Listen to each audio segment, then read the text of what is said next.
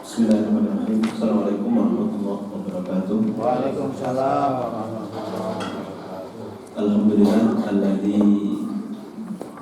bi nikmatihi tatimmus shalihat walladzi bi nikmatihi tatanazzalur rahmat. Wassalatu wassalamu ala khairil anam wa ala alihi wa sahbihi wa sallam. Asyhadu an la ilaha illallah wahdahu la syarika lah wa asyhadu anna Muhammadan abduhu wa rasuluh la nabiyya ba'dah la haula wa la quwwata illa billah. Ibu bapak jamaah salat maghrib Masjid As-Salam Arjosari, dan senantiasa dimuliakan oleh Allah Subhanahu wa taala.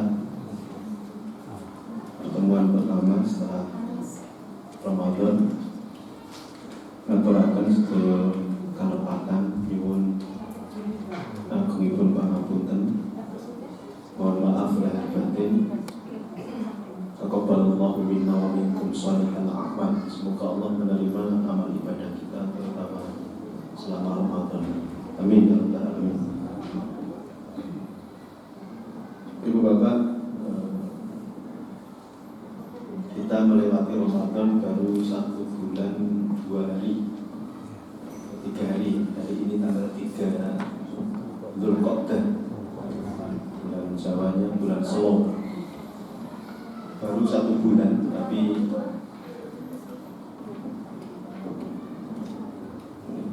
nyaris banyak amal ibadah yang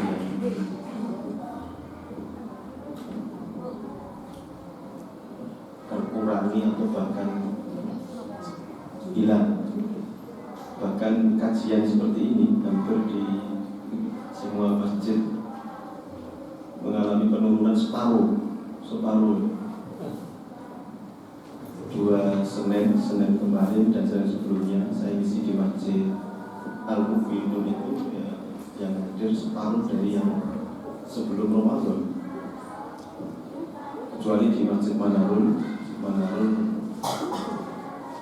bisa dibilang stabil di atas 100 lebih. Hampir semua masjid mengalami kehilangan jamaah. Saya nggak tahu kemana. Kalau mendekati Lebaran kemarin mungkin mudik Lebaran, tapi ini sudah 1 bulan kok. Nggak tahu. Kalau mudiknya mudik nggak balik lagi gitu. Tapi ini untuk poin-poin yang terkait dengan menghadiri majelis ilmu dalam evaluasi yang memang ini harus kita lakukan. Kalau Ramadan kita bisa sholat malam setiap malam, namanya sholat tarawih. 1 bulan ini berapa kali kita sholat malam? Kita sendiri yang bisa menjawab. Kita dan Allah yang Maha tahu. Ramadan kemarin kita bisa 1 hari mungkin bisa lebih dari 1 juz, 2 juz tadarus baca Al-Quran. Setelah Ramadan sampai hari ini 1 bulan 3 hari ini, berapa lembar yang kita baca? Ramadan kita semangat sekali untuk ngaji, bahkan hampir di beberapa masjid itu mengadakan ceramah itu kan tidak hanya setelah tarawih atau sebelum tarawih, ada kuliah subuh, ada kuliah duha, ada kultum, ada kajian jelang buka dan sebagainya. 1 hari bisa 3-4 kali. Kita ini yang kadang seminggu sekali saja hilang. Nah, apakah yang seperti ini kemudian mau kita biarkan? Tentu tidak. Kita harus jaga kebaikan kita, amal soleh kita sebelum menghilang. Kebaikan itu ada nafas-nafasnya yang ini perlu untuk dijaga, jangan sampai hilang. Ada api yang apinya jangan sampai padam. Maka dalam kesempatan singkat ini sampai adzan Isya kita diskusi tentang menjaga nafas-nafas kebaikan dan amal soleh, terutama setelah Ramadan ini. Dan ini perlu untuk kita maksimalkan, Bapak Ibu. Membangun rumah, membangun bangunan itu butuh waktu yang lama dan proses panjang. Tapi kalau untuk menghancurkan, kadang 1 detik, 1 menit, 1 jam bisa langsung ambruk, rusak. Pakai bom, pakai apa begitu bisa langsung rusak. Demikian juga mewujudkan, mengupayakan diri kita menjadi orang yang soleh, solehah, menjadi orang baik itu butuh waktu, butuh perjuangan dan proses yang lama. Tapi untuk merusak kadang cuma butuh waktu 1 detik, 1 jam dan sekitar itu. Ada yang sebenarnya tinggal tunggu ibadah saja di usia-usia tua, nggak bisa menjaga diri, tidak bisa menjaga hawa nafsu, akhirnya kesandung selingkuh dengan wanita, dengan will dan willnya, akhirnya karirnya hancur. Ada yang udah tua terus korupsi, padahal sebenarnya kalau menikmati yang sudah ada saja insya Allah lebih dari cukup. Tapi yang namanya tidak bisa menjaga kebaikan dan tidak ada di komunitas yang baik, akhirnya ya muncul sifat rakus sehingga akhirnya kemudian korupsi dan akhirnya tertangkap KPK dan masuk penjara. Ada yang sudah di usia sudah mendekati istirahat, rajin ke masjid, akhirnya masuk penjara gara-gara narkoba. Ada yang mestinya baik, rajin ke masjid, tapi karena rakus dengan kekuasaan, akhirnya ikut ini, ikut itu, dan pada akhirnya kemudian ketika jadi pejabat ini, pejabat itu, godaannya kan besar. Akhirnya kemudian yang harus berurusan dengan yang berwajib dan citranya menjadi jelek. Bapak Ibu, ini yang harus kita upayakan. Jangan mundur, jangan turun. Meskipun memang ini sudah sunatullah, al-iman yazid wa yanqus. Iman itu bertambah, berkurang, naik turun, ada fluktuasi. Dan itu kita rasakan sekali ketika Ramadan. Ramadan itu kita merasa iman itu naik banget gitu ya. Pagi, siang, malam kita isi dengan berbagai macam ibadah. Dan memang Rasulullah menyampaikan yazidu bit ta'ah wa yanqusu bil maksiyah. Iman itu bertambah dengan ketaatan, ibadah, amal soleh. Tapi harus diwaspadai, iman juga bisa turun, bahkan bisa terjun bebas dengan dosa dan maksiat, dosa dan maksiat. Maka tolong untuk hati-hati ya, jaga kebaikan ini. Dan ini sebenarnya bukan untuk panjenengan saja, tapi juga untuk saya juga. Terus sharing yang saling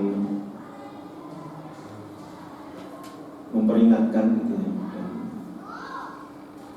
Saya kadang-kadang juga tidak bisa berpikir ya, panjenengan bisa melihat orang seperti saya ini dari sisi apa saja begitu.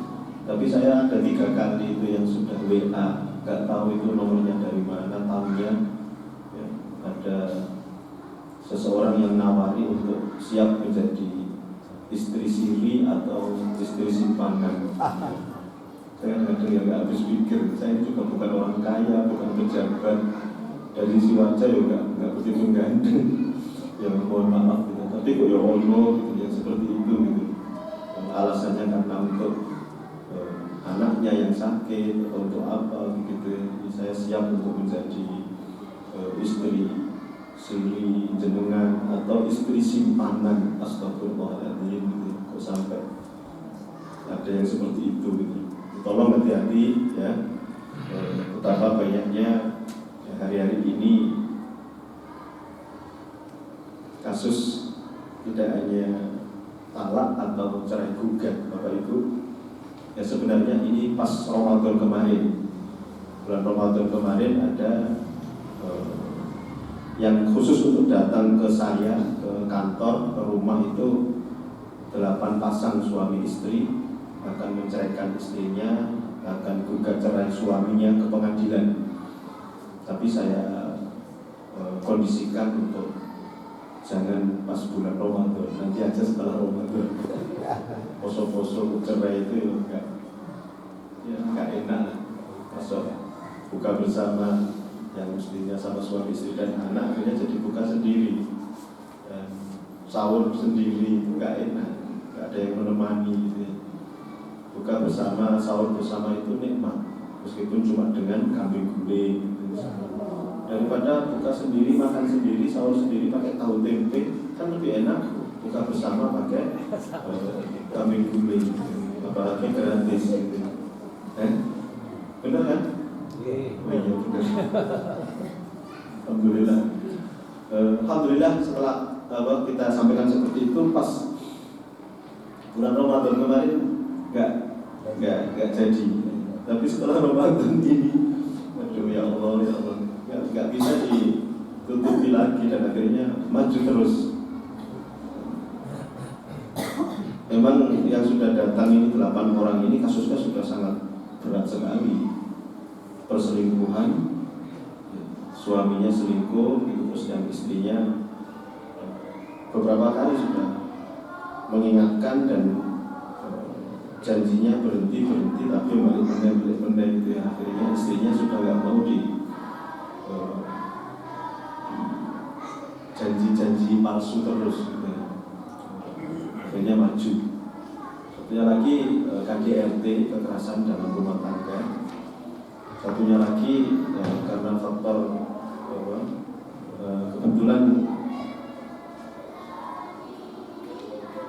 istrinya ini masuk ke aliran sesat, aliran kebatinan, kejawen. Suaminya ini mantan ketua pemuda Muhammadiyah Singosari. Datang ke kantor, Ustaz ada ujian berat apa?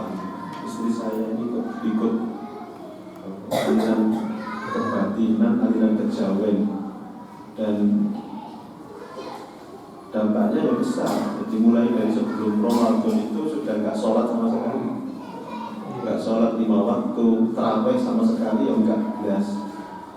Jadi yang penting eling, jadi datang masuk ke kamar, duduk eling, itu sholatnya aliran kebatinan dan kejawen. Dan ternyata ketika ditelusuri keluarga besarnya, kakaknya, adiknya, bapaknya juga semuanya kejawen dan kebatinan. Dan akhirnya ya mau nggak mau saya akan ceraikan istri saya. Di Bapak Ibu, di kondisi-kondisi yang bahkan beberapa hari kemarin juga kita lihat ada seseorang yang tangkap namanya KPK gitu. Tidak hanya yang punya mobil Robicon itu namanya, siapa itu namanya, Rafael siapa gitu. Ada juga yang di luar Jawa yang kepala biaya cukai apa gitu. Nah ini mestinya yang harus jadi pelajaran. Sebanyak apapun harta gak akan pernah puas. Seseorang yang sudah selingkuh mungkin sudah dengan 1000 wanita atau 1000 laki-laki gak akan pernah puas. Itulah dunia. Maka poin-poin ini mari kita jaga untuk ke depan ya, mudah-mudahan khususnya terutama yang jamaah di masjid ini semakin bertambah sebagaimana sebelum Ramadan. Saya tidak menyebut sebagaimana Ramadan itu agak sulit. Kalau Ramadan nuansa fastabiqul khairat dan kompetitornya banyak sehingga ya, insya Allah hampir di mana-mana masjid itu penuh, terutama di hari-hari pertama, pertama sampai kadang-kadang takmir berpikir mau meluaskan dan merenovasi masjid karena nggak cukup. Tapi begitu hari ketiga, kelima sudah mulai menghilang, nggak jadi. Nah, menjaga nafas-nafas kebaikan ada beberapa poin, ini sekedar untuk kita jadikan sebagai acuan ya. Yang pertama, terus memperbaiki sholat Bapak Ibu, agar tidak jatuh dari terperosok, terjerumus, tersandung dosa dan maksiat. Terus perbaiki sholat, terutama sholat yang wajib, ditambah dengan sholat-sholat yang sunnah. Ini sudah ditegaskan oleh Allah di surat Al-Ankabut ayat 45, Innas sholata tanha anil fahsya wal munkar. Sholat yang benar itu bisa mencegah perbuatan keji dan mungkar. Maka agar kita tetap baik dan soleh, jaga perbaiki sholat, kuantitas dan kualitas. Bahkan apapun, mohon maaf ya, rezeki sangat agak sulit berkembang. Beberapa ulama memerintahkan untuk perbaiki sholat panjenengan. Usaha-usaha nggak selancar yang dalam perbaiki sholat. Meskipun jangan tujuannya dengan memperbaiki sholat nanti biar kaya, itu enggak ada. Jangan salah. Rajin ibadah biar kaya itu salah. Tapi ketika kita rajin ibadah, Allah yang akan mengkayakan itu. Wayattaqillaha yaj'al lahu makhraja wa yarzuqhu min haitsu la yahtasib. Surat Al-Falaq ayat 23 itu. Nah, perbaiki sholat wajib, sholat sunnah, sholat rawatib, qobliyah ba'diyah, sholat malam, tahajud, sholat duha, sholat syukur wudu. Kalau kita sibuk dengan ini, nggak mungkin kita akan neko-neko dan macam-macam. Kalau kita berupaya setiap hari perbaiki sholat yang wajib, yang sunnah, dan kita isi waktu yang ada dengan terus sholat itu, nggak mungkin lah kita akan mikir selingkuh, nggak mungkin kita akan mikir korupsi, nggak mungkin kita akan mikir narkoba, macam-macam. Ini sudah nas Allah, surat Al-Ankabut ayat 45, Innas sholata tanha 'anil fahsya wal munkar. Jadi 99% yang datang ke rumah, ke kantor ketika suaminya mempermasalahkan istrinya mempermasalahkan suaminya dengan selingkuh, dengan macam-macam, itu selalu yang saya tanya ibadahnya, adalah sholatnya. Sholatnya bagaimana? Ada yang bilang bolong-bolong, kadang sholat, kadang enggak. Ada yang bilang belas, enggak sholat. Ngaji Qurannya belas. Itu penyebab rumah tangga panjenengan. Saya bilang gitu, karena memang Al-Quran nanti sudah banyak seperti itu. Kita perbaiki dalam rangka agar nafas-nafas kebaikan itu akan terus ada, dan cahaya-cahaya kebaikan akan terus tidak padam gitu. Nah, ini kita upayakan ke depan. Yang kedua, 5M. Ini kewajiban kita kepada Al-Quran: membaca, mentadabburi, merenungi, menghafal, mengamalkan, dan mendakwahkan Al-Quran. Akrab dengan Al-Quran akan meningkatkan kualitas spiritual, karena Al-Quran itu makanan spiritual, obat hati. Soleh dan tidaknya seseorang itu sangat ditentukan dengan oleh dekat atau tidaknya dengan Al-Quran. Bahkan Bapak Ibu, bacaan Al-Quran ini bisa menjadikan orang yang paling keras seluruh dunia bisa lembut dan akhirnya kemudian masuk Islam. Siapa? Umar bin Khattab. Umar bin Khattab itu badannya gede besar Bapak Ibu, orang gede besar, dan gede besarnya itu ketika ada pembagian baju untuk semua kain ya waktu itu untuk semua sahabat, kelihatan dari sini gede besarnya Umar bin Khattab itu. Semuanya ya dapat bagian satu potong. Umar bin Khattab dua potong. Ketika kemudian beliau ceramah atau memberikan semacam himbauan kepada para sahabat, itu ada sahabat yang protes, "Wahai Umar, jelaskan kepada kami, jenengan kenapa ngambil 2 potong baju sementara kami cuma 1? Itu kan tidak adil. Kami nggak akan dengar kecuali kami nggak akan mendengarkan ceramah atau pengarahan dari panjenengan, kecuali jenengan jelaskan kenapa kok jenengan ngambil dua, kami cuma ngambil satu, dapat satu potong gitu. Jangan mentang-mentang jadi pemimpin lalu seenaknya ngambil dua potong gitu. Waktu itu akhirnya kemudian Umar bin Khattab mencari anaknya Abdullah. Mana Abdullah? Anak saya. Abdullah kemudian berdiri, jelaskan. Abdullah kemudian menjelaskan, sahabat-sahabatku semua, seperti yang jenengan lihat, bapak saya kalau cuma dapat satu potong itu ya gak ngalor gak ngidul, atau bahasa Indonesianya gitu. Gak cukup itu loh baju, gak cukup untuk di atas ke bawahnya yang kurang, di bawahin atasnya yang kurang gitu.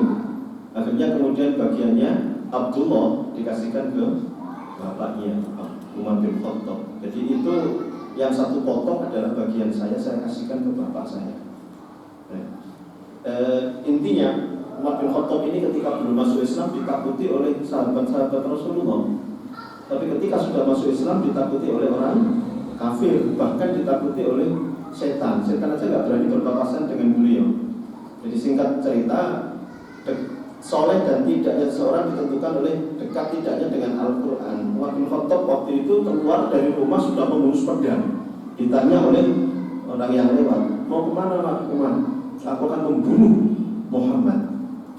Kenapa? Muhammad menyebarkan Islam, mempengaruhi masyarakat orang-orang Makkah, akhirnya jadi masuk Islam. Lama-lama akan habis gitu.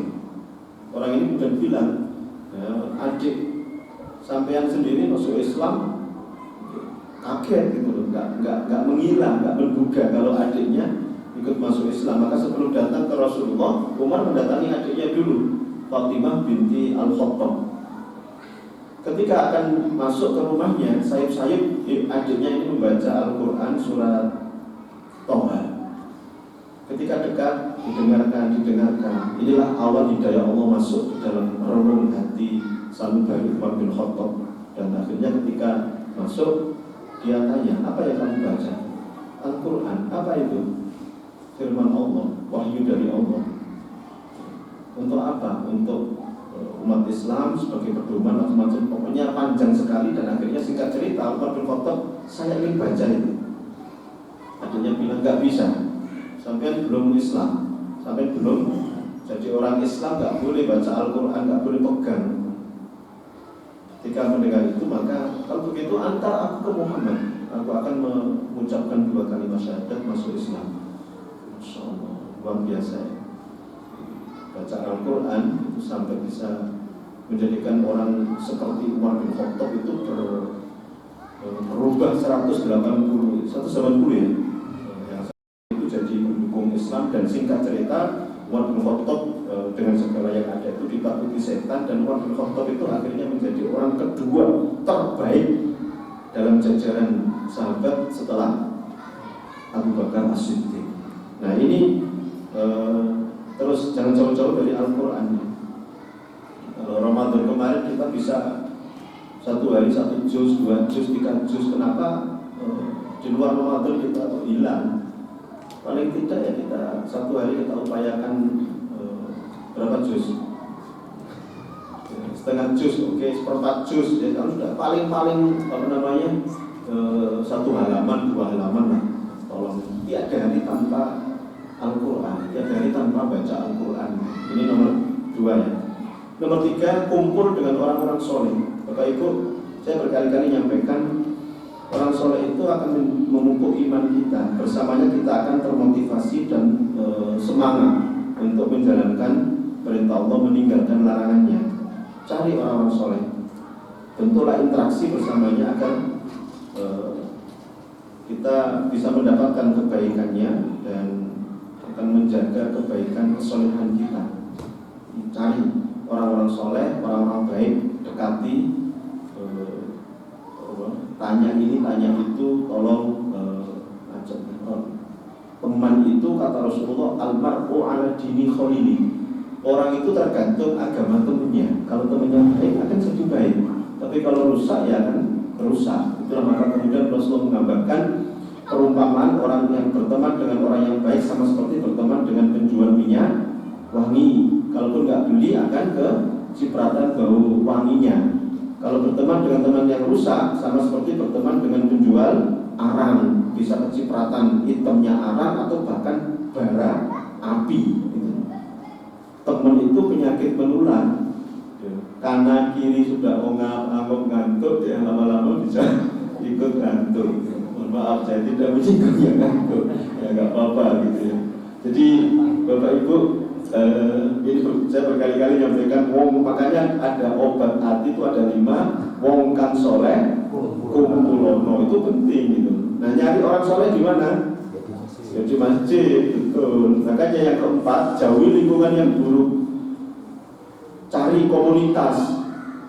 Jika kita merasa belum bisa menghindari maksiat, maka pilihan kita bisa menjauhi lingkungan tersebut agar kita tidak terpengaruh dan tercemar polusi maksiat. Akan tetapi menjauhi lingkungan yang buruk bukan berarti kemudian kita bersikap eksklusif sehingga tidak ada interaksi sosial dengan manusia yang lain. Kita eksklusif membentuk komunitas khusus gitu, menjauhi yang lain. Enggak. Allah menyuruh kita untuk bersosialisasi dengan masyarakat agar tercitrakan Islam yang baik dan bisa merubahnya.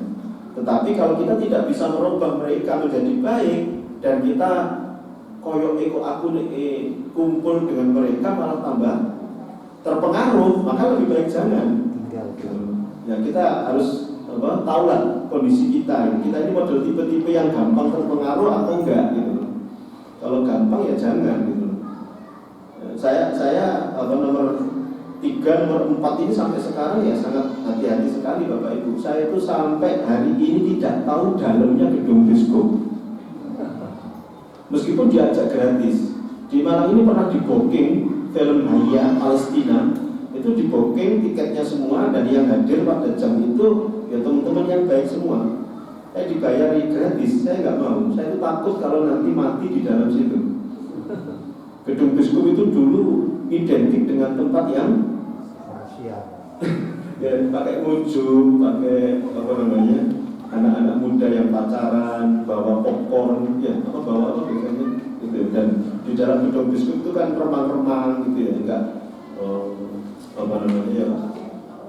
ya dipakainya nggak bener lah gitu. Itu saya pengen mati itu kalau bisa di masjid. Ya, kita upayakan gitu ya. Insya Allah ini harus kita jaga. Jangan ada di kumpulan orang yang tidak baik, jangan ada di lingkungan yang rusak. Kita nanti akan ikut rusak. Setidaknya ya ada orang-orang yang kadang-kadang nggak senang dengan kita, itu akan diabadikan, didokumentasikan, difoto, terus disebar kemana-mana bahwa kita gitu. Yang nggak saja kadang-kadang diedit, apalagi yang jelas pasti ada, pasti iya gitu. Nah, ini tolong hati-hati ya. Baik, yang kelima, baca buku-buku Islam, majalah dan sebagainya. Ini nomor 6 juga, mengikuti menghadiri majelis ilmu. Ini penting Bapak Ibu, untuk agar kita bisa semangat. Kalau kita nggak menghadiri seperti ini, hilang nanti. Ustadz, ustadzah, siapapun yang mengisi kajian-kajian keislaman itu sesungguhnya kan menjadi penyemangat kita, setidaknya menjaga ya, agar kita ada di zona ini, jangan sampai turun gitu. Turun belas. Kalau kita nggak pernah ke masjid sehari, 2 hari, 3 hari misalnya gitu ya, lama-lama kita akan segan. Terus tolong dino gak nang masjid, akhirnya mau ke masjid itu jadi agak gimana gitu loh. Tapi kalau kita setiap hari datang kan juga gitu ya, sekali 2 kali wajar lah kalau berhalangan karena kemana gitu ya. Nah, majelis ilmu kita semuanya tahu kan termasuk taman-taman surga. Barang siapa yang ingin berada di taman surga, kata Rasulullah, maka hadirilah majelis ilmu. Nah, ini penting untuk kita jaga. Termasuk seperti ini, ya, insya Allah ngaji itu di mana-mana nggak lama. Apalagi kita sudah ada ini pakemnya maghrib sampai isya. Kalau subuh begitu ya sampai suruh begitu, nggak lama gitu ya.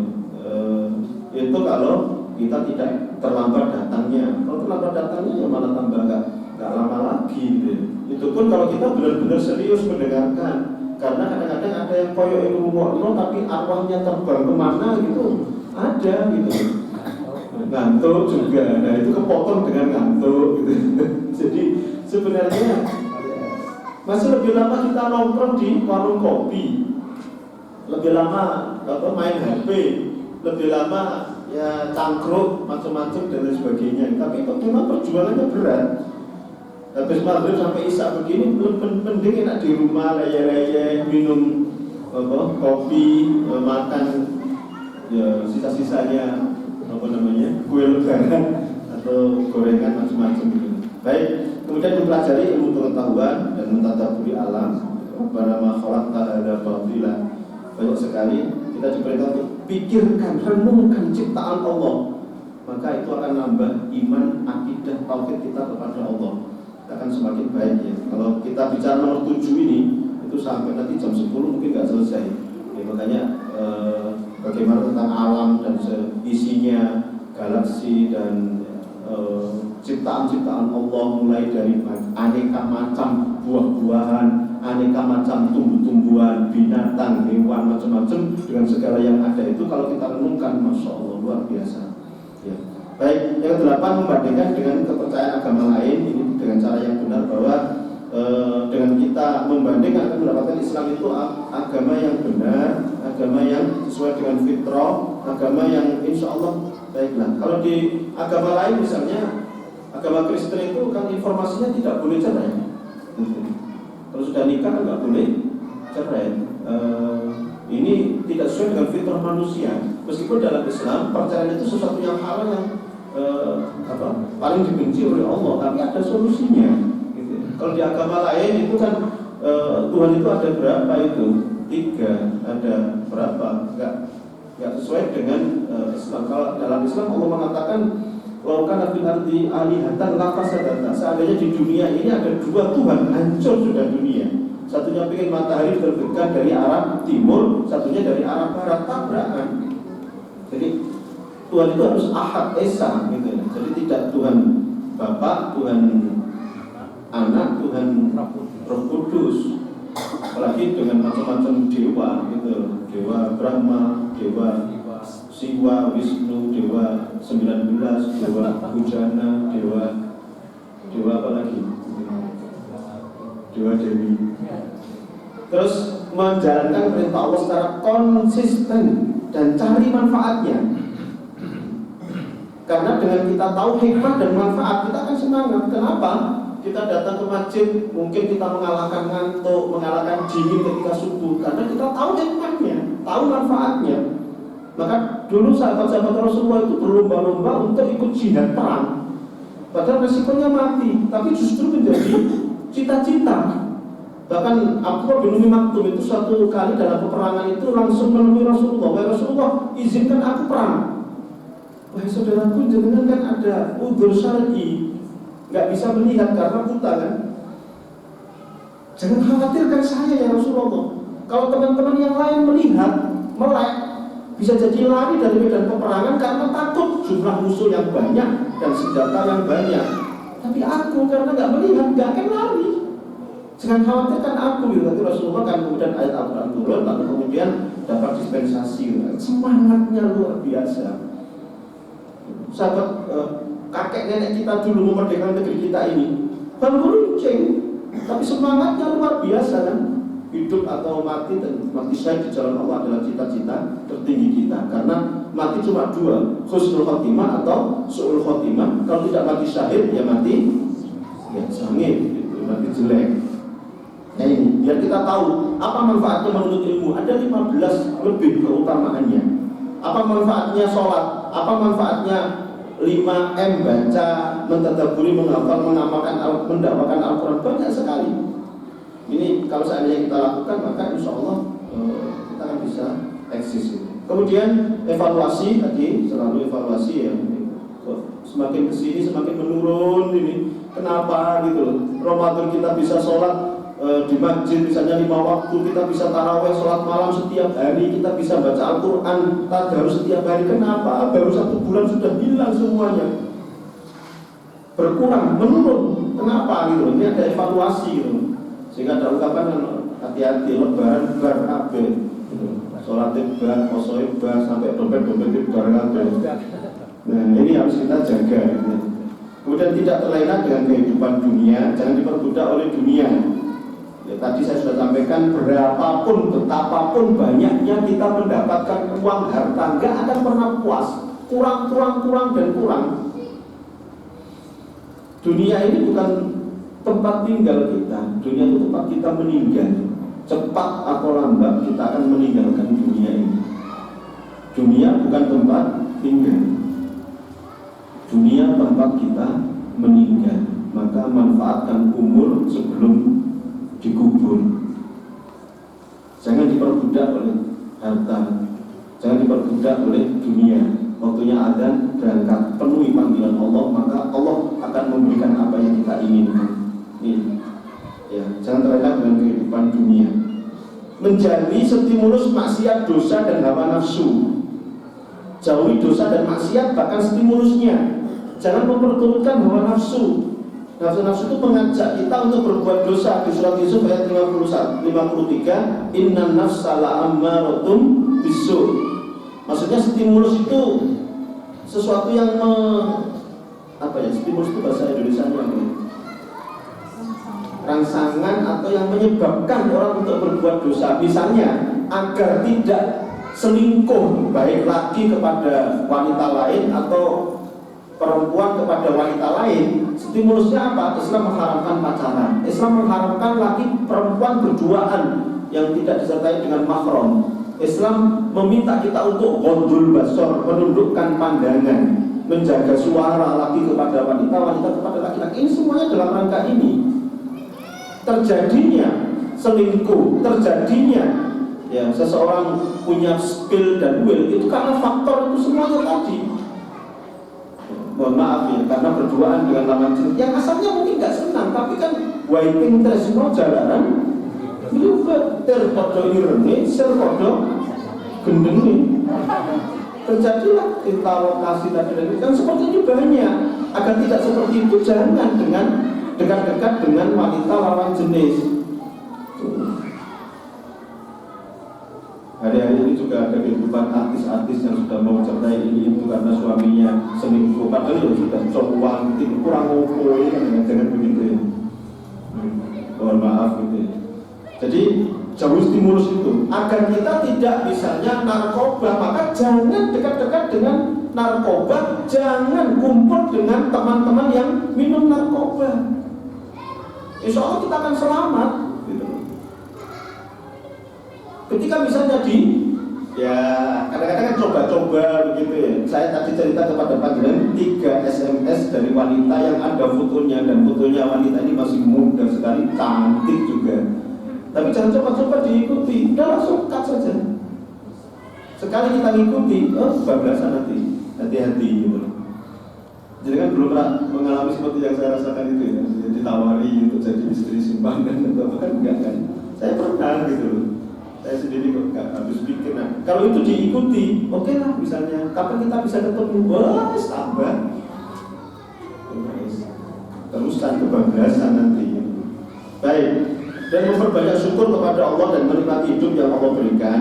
Yaitu syukur itu semakin kita memanfaatkan, memaksimalkan pemberian Allah untuk taat kepada Allah, itu syukur. Sebagaimana Rasulullah beliau mengatakan afalau itu anakuna abdan syakuro. Aku pengen jadi hamba Allah yang banyak bersyukur dengan apa? Rajin sholat. Rajin sholat itu wujud syukur.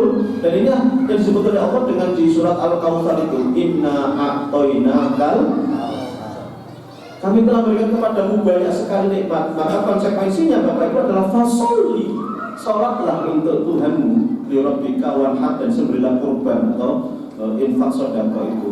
Salat itu wujud syukur, ibadah itu syukur. Dan kalau ini kita lakukan, surat Ibrahim ayat 7, la in syakartum la azidannakum wa la in kafartum inna adzabi lasyadid.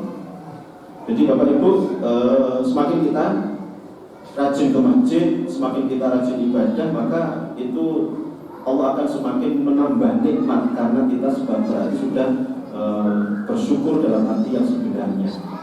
Hati-hati dengan kita semakin jauh dari masjid, semakin jauh dari Allah, semakin jauh dari ibadah, itu bisa masuk nanti dalam kufur nikmat.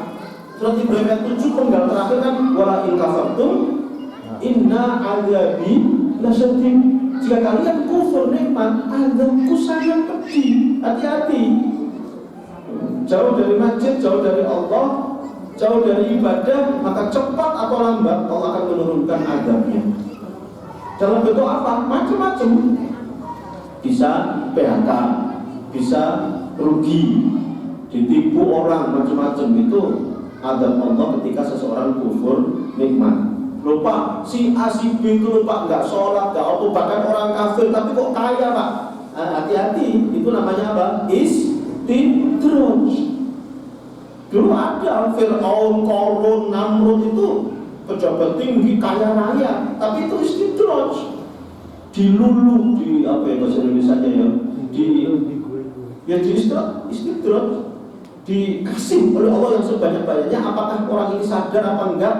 Beriman apa enggak? Kalau orang Islam ya apakah semakin dekat kepada Allah atau bahkan kadang-kadang semakin sombong? Hati-hati gitu.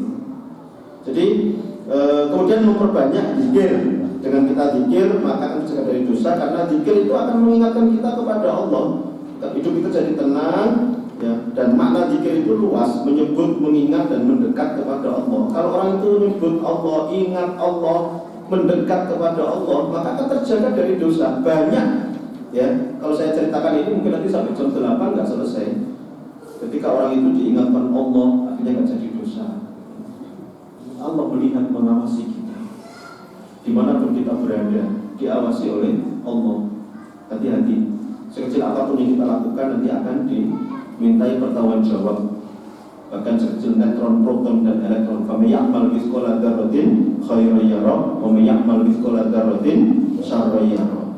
Kemudian boleh ada hiburan yang bermanfaat. Ini karena seseorang itu kadang-kadang mengalami yang namanya kebosanan. Boleh kita mengadakan rekreasi, refreshing, healing itu apa itu?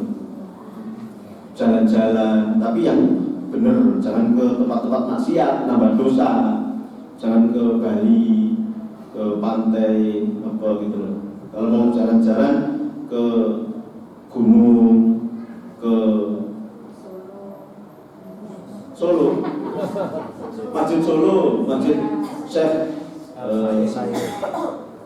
siapa?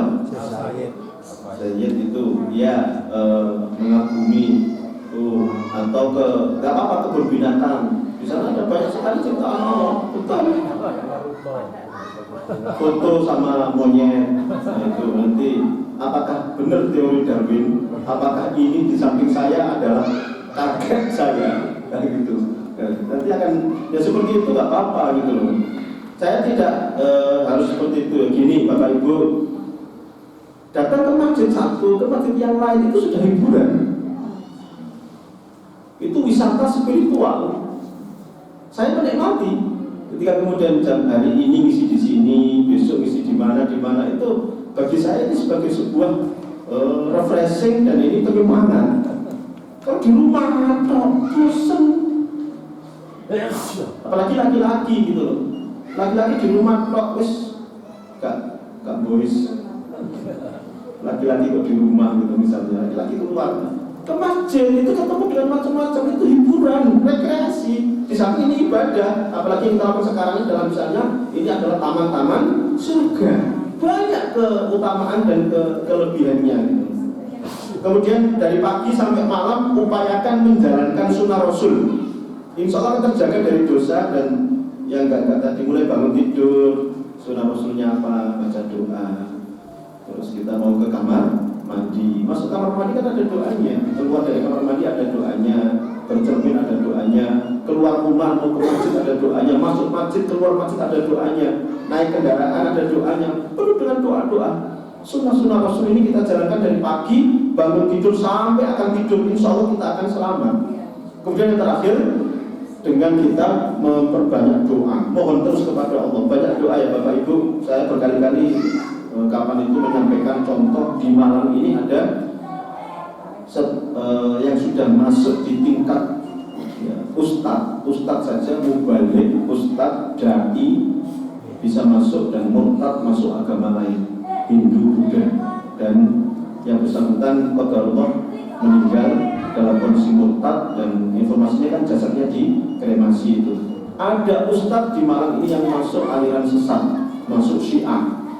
Hati-hati, makanya minta terus kepada Allah terus, Allah ya qalibal qulub tsabbit qalbi ala dinik. Tetapkan hatiku ini untuk tetap beragama dalam agamamu ya Allah. Allahumma a'inna ala dzikrika wa syukrika wa husni ibadatik ya Allah. Bantu kami ya Allah untuk terus mengingatmu, terus bersyukur kepadamu, jangan sampai kufur kepadamu ya Allah, dan beribadah dengan sebaik-baiknya.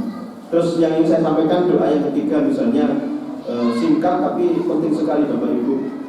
Allahumma inna atau inni a'udzubika min su'il kibar. Ya Allah, lindungi aku dari usia tua yang jelek, usia tua yang tidak engkau ridhoi. Artinya saya berikan tadi banyak contoh, ada tua-tua keladi, mestinya tua itu kan rajin ibadah, rajin ke masjid, tapi kadang-kadang ada yang akhirnya selingkuh, ada yang narkoba, ada yang korupsi, dan akhirnya semuanya masuk penjara. Dan ini masa tua yang jelek seperti ini.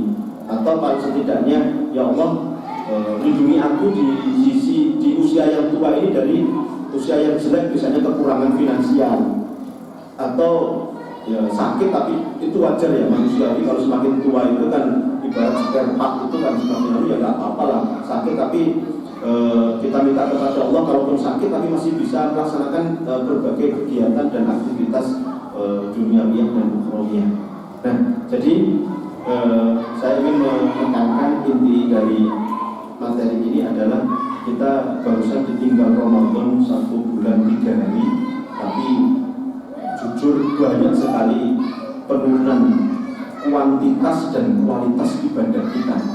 Jangan biarkan hari-hari berikutnya, upayakan, ayo comeback, ayo balik, ayo setidaknya jangan seperti sekarang yang sudah mulai hilang, lentur. Ya, kalau menyamai Ramadan itu memang susah. Makanya ada beberapa ulama itu yang ketika ditanya, bagaimana kok ya Syekh agar saya bisa seperti suasana Ramadan, ibadah seperti pada bulan Ramadan, beliau menjawab, ya jadikan di luar Ramadan itu suasananya seperti Ramadan. Bikin suasana di luar Ramadan itu seperti Ramadan, maka sama nantinya. Bagaimana bisa? Ya bikin banyak kompetitor. Ramadan itu kita bisa semangat karena banyak kompetitor tarawih, sholat malam, kompetitor tadarus, kompetitor infak sedekah, kan banyak. Dan di luar Ramadan, ayo kita upayakan seperti itu. Ya meskipun kadang-kadang ya akhirnya karena faktor Ramadan itu kan seperti itu, ada yang wajib kalau di luar Ramadan, termasuk sunnah macam-macam dan lain sebagainya. Nah ini barangkali sedikit yang dapat saya sampaikan. Mudah-mudahan kita bisa istiqomah di jalan Allah, Bapak Ibu. Mudah-mudahan keluarga kita dijaga Allah dari yang tidak kita inginkan. Mudah-mudahan semakin hari insya Allah kita semakin baik. Kalaupun Allah mencabut nyawa kita, mudah-mudahan kita husnul khotimah, dan semoga kita nanti akan dikumpulkan di surga.